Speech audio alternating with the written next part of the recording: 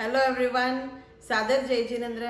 आज का विषय है बुद्धि की करामात। एक किसान था, बड़ा परेशान था और उसे लगता कि सारी तकलीफें मेरे जीवन में ही है, मेरे किस्मत में ही है।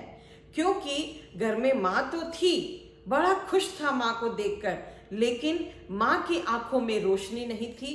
सूरदास जी कह दूं, ब्लाइंड थी। और दूसरा, पति पत्नी तो थे, खुशहाल जीवन जी रहे थे, लेकिन बच्चा नहीं था।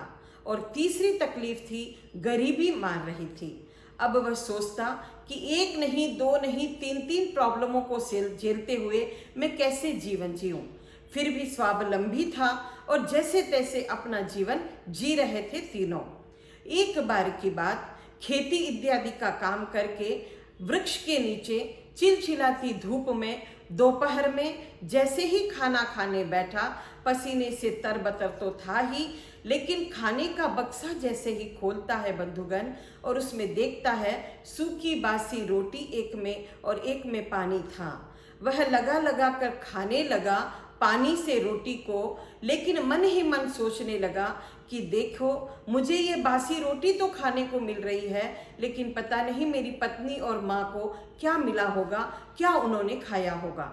और वह खाते खाते यह सोचते सोचते उसके आंखों से आंसू की धारा बहने लगी और वही आंसू उसी पानी में गिर रहे हैं। यह सारा दृश्य दूर खड़े एक ऋषि महाराज देख रहे थे।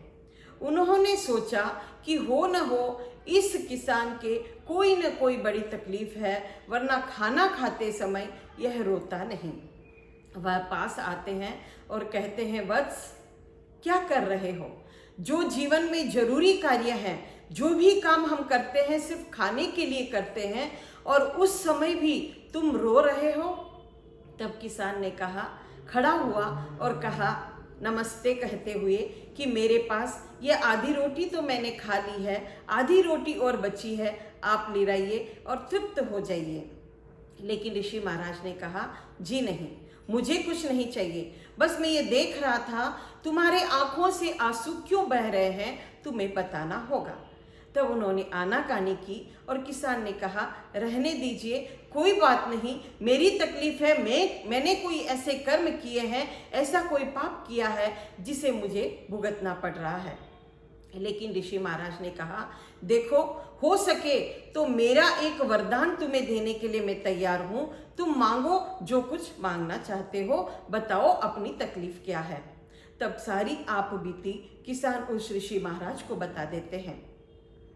हल्की सी मुस्कुराहट आती है किसान के चेहरे पर जब ऋषि महाराज का यह वाक्य सुनते हैं कि ऋषि महाराज कहते हैं, देखो, तुम्हारे एक प्रॉब्लम, दो प्रॉब्लम या तीन प्रॉब्लम हो, ये मैं नहीं जानता, लेकिन मैंने वचन दिया है, प्राण जाए पर वचन नहीं जाए, मैंने वचन दिया है तो मैं तुम्हें एक वरदान देने के लिए तैयार हूँ, तुम कुछ भी मांग लो।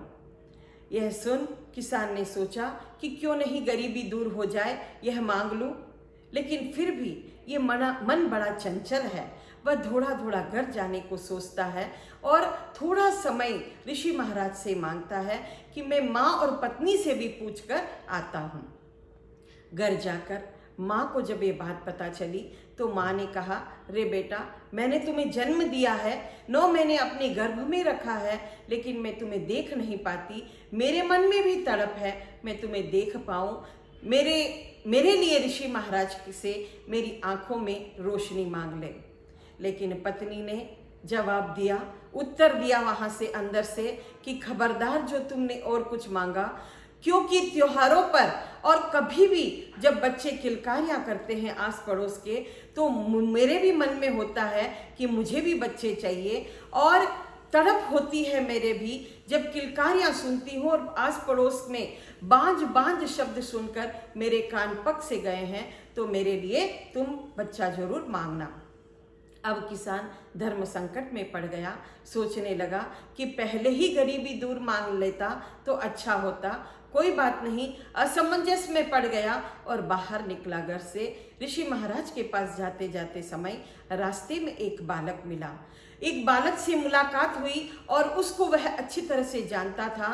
अंकल को थोड़ा सा अपसेट देखकर, चेहरे पर परेशानी देखकर उस बालक ने तत्पर पूछ लिया कि अंकल क्या हुआ, आप परेशान क्यों हो, चेहरे पर क्यों इतनी पीड़ा है, कुछ बताइए, तकलीफ है तो। लेकिन उस किसान ने उसे आशीर्वाद देते हुए आगे बढ़ गया, लेकिन बालक चुप नहीं रहा। उसने वापस आवाज दी कि अंकल आपको कुछ प्रॉब्लम है तो मैं सॉल्व कर सकता हूँ, मुझे बताइए तो सही। सुना अनसुना कर किसान फिर आगे बढ़ने लगा, लेकिन फिर मन में आया कि जब बालक एक नहीं दो बार पूछ रहा है तो कुछ तो बात होगी, पूछने में दिक्कत क्या है। और वह वापस आकर बालक से बात करता है। और बंधुगण, जब मैंने यह कहानी पढ़ी तो वहाँ उस बालक का नाम भी लिखा हुआ है, मात्र 15 साल का रजत नामक एक बालक। और उसने बताया, अंकल इतनी सी बात, आप ऋषि महाराज को जाकर कहिए कि मेरी माँ अपने पोते के साथ सोने की थाली में खीर पूड़ी खाते हुए देखना चाहती है। बड़ा खुश हुआ किसान और जाकर ऋषि महाराज से कहता है।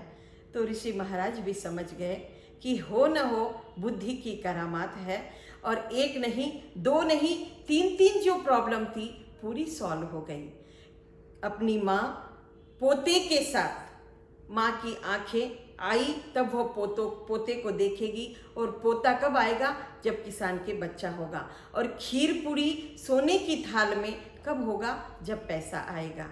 जी हाँ, इस कहानी से हमें यही टाइटल मिलता है कि खुशी खुद चलकर हमारे पास नहीं आएगी, हमें आगोश में समाना होगा खुशियों को, तभी हम कुछ न कुछ कर सकते हैं कि बुद्धि की करामात भी हो सकती है। जय जिनेंद्र।